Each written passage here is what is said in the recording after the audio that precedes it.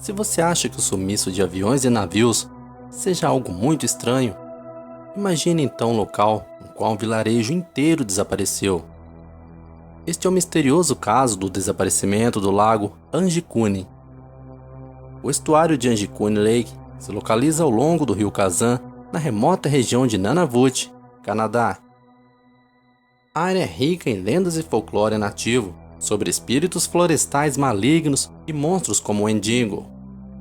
Por mais fascinantes que sejam essas histórias, não há nenhuma tão intrigante quanto o controverso mistério envolvendo o desaparecimento dos aldeões que viviam nas margens gélidas do lago Anjikuni.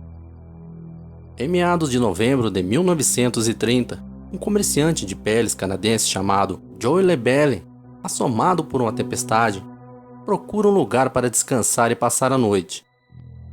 Ele se aproxima de um familiar vilarejo inuit, aninhado nas encostas rochosas do lago. Labelle já havia visitado a região anteriormente e feito amizade com os pacíficos habitantes do vilarejo.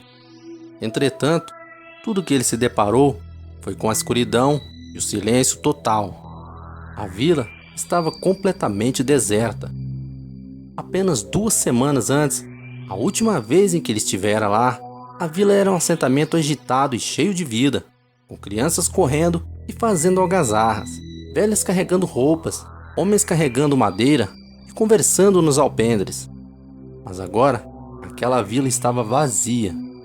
Era um silêncio mortal, onde nem os animais eram ouvidos. Apenas o ruído do vento e das janelas de madeira que eventualmente batiam. Sem encontrar uma viva alma, o caçador procurou desesperadamente por pistas que o levassem a explicar a situação. No lago, ele viu que os caiques dos esquimós ainda estavam em seus lugares intactos.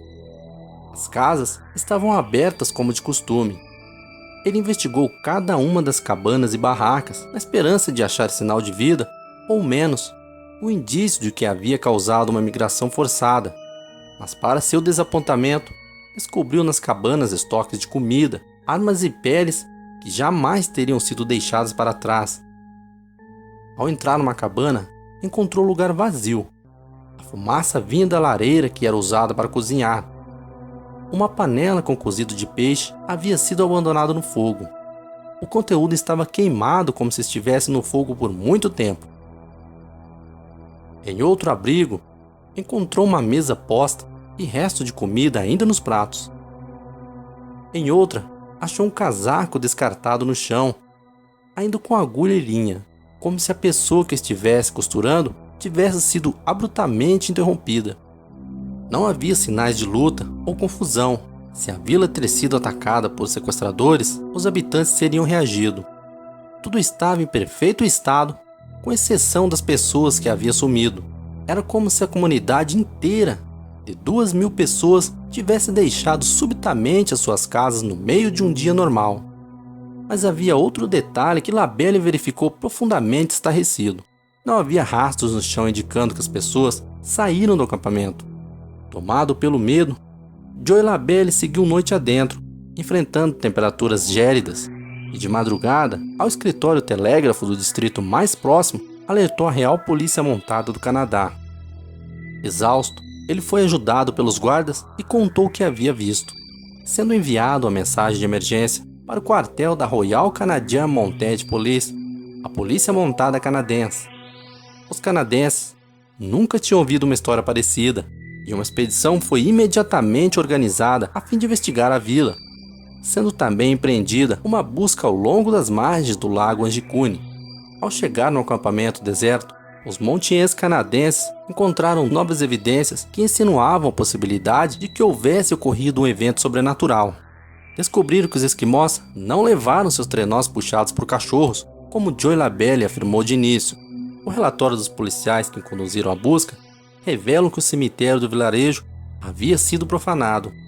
Para acrescentar outro elemento inexplicável, os policiais verificaram que a terra do cemitério havia sido removida em montes uniformes e depositados ao lado de cada sepultura, evidenciando que o trabalho não havia sido realizado por animais.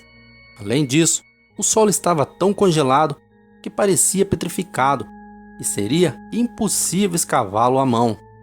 Os esquimós não poderiam de maneira alguma ter viajado sem um dos seus meios de transporte típicos, os trenós ou os caiques, e jamais deixariam seus servos caninos morrerem de uma forma tão lenta e dolorosa, sendo que os cães desempenham uma função essencial para a sobrevivência da comunidade.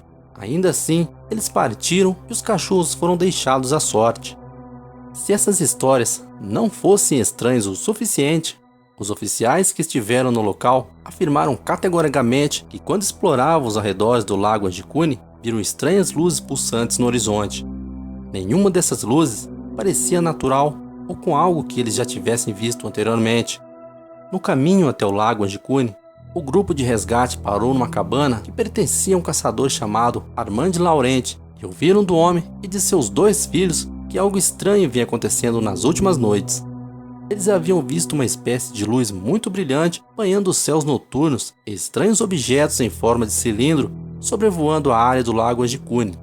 O caçador havia proibido seus filhos de deixar a casa e nenhum deles se separava de seus rifles de caça. Os 3 contaram que os tais objetos voavam sem produzir o menor som e que por vezes ficavam no céu imóveis. Em certa ocasião, contaram mais de 15 deles sobrevoando em diferentes altitudes. Os policiais concluíram que os habitantes do vilarejo haviam simplesmente partido em algum tipo de migração sazonal, porém, sem nunca rastrear tal rota de migração ou menos explicar por que não havia nenhum rastro recente, e o que seria virtualmente impossível, considerando que a migração tivesse sido realizada às pressas. Além disso, por que teriam abandonado nas tendas seus bens mais preciosos, tais como seus animais? Esse acontecimento é de um modo geral fisicamente improvável. O mistério sobre o que pode ter acontecido jamais foi desvendado e a região do lago Adicune é evitada pela maior parte das tribos Inuit. Após o acontecimento, circularam várias histórias sobre uma suposta maldição existente na área da tragédia. De fato, nenhuma outra tribo Inuit vivia em um raio de 50 quilômetros do estuário.